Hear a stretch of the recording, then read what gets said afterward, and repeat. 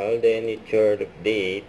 Nasa taping si Alden for pulang araw dyan sa Mexico, Pampanga. Nandiyan pa nga si Mama Ten sa si Mikoy Morales. Na si Eduardo de la Cruz at si Tasio. Magkasama sila dyan sa taping. Si Alden, nabot na nga ng gabi dyan sa taping. Napaka-busy ni Alden marami pang dapat abangan dyan sa pulang araw. Bago sila mag-start mag-taping, nagkaroon muna ng prayer. Mga personal po namin mga problema, Lord. Sila Alden, Mikoy, saka si Direk Dom. To understand na mga pagsubok ay may katapusan rin po at may solusyon po. Kung hindi man po sa amin manggaling ang solusyon, as long as we give our best effort, kayo na po ang magpupuno po ng aming mga kakulangan.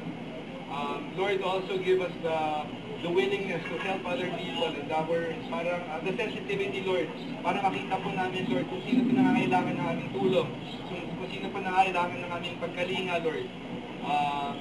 Pati po, Lord, sa aming mga personal life, sa aming mga kasama, lalong-lalo na po, Lord.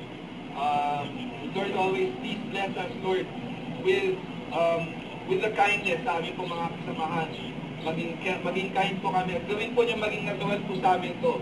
That it doesn't need any effort on our part para maging mabait po. Magpakita po ng kabutihan sa aming mga kapwa. Lord, as always, we pray that you make us better persons today than we were yesterday. All of this, Lord, we ask for it, we pray for it, we thank you for it. In Jesus' name, amen. Father, Son, and Holy Spirit, amen. Let's go, we! Huwag kalimutan mag-subscribe, click ang notification bell para updated po ang future reaction vlog. Bye guys, 4